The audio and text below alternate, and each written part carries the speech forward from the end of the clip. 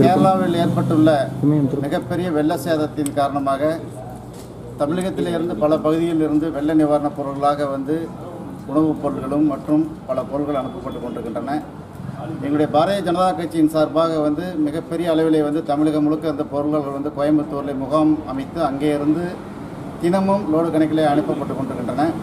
நாங்கள் கரூரில் இருந்து கரூர் பாராளுமன்ற தொகுதியின் சார்பாக இங்கே இருந்து 1600 போர்வைகள், அங்கே குளிரின் காரணமாக வாடக்கூடிய மக்களுக்காக 1600 போர்வைகள், கிட்டத்தட்ட 2.5 லட்சம் ரூபாய் மதிப்புடைய போர்வைகள் இங்கிருந்து இன்று இந்த வேன் மூலியமாக நாகர்கோவில் மத்திய இணையமைச்சர் மரியாதைக்குரிய அண்ணன் பொன் ராதாகிருஷ்ணன் அலுவலகத்துக்கு அனுப்பப்பட்டு அங்கே இருந்து அவருடைய தலைமையில் கேரளாவுக்கு எந்த பகுதிக்கு செல்ல வேண்டுமோ அவர் அங்கே தொடர்பு கொண்டு அங்கே அனுப்பி வைப்பார்கள்.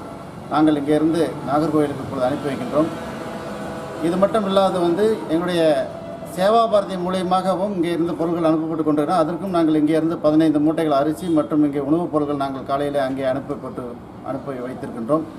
இந்த கரூர் பாராளுமன்ற தொகுதியின் சார்பாக மட்டும் இங்கே இருந்து அனுப்பப்படுகிறது மற்றும் பாரதிய ஜனதா கட்சியின் சார்பாக சேவா பாரதி மூலியமாகவும் இங்கே இருந்து பொருட்கள் நேற்று முன்தினமும் அனுப்பப்பட்டு கொண்டிருக்கின்றன.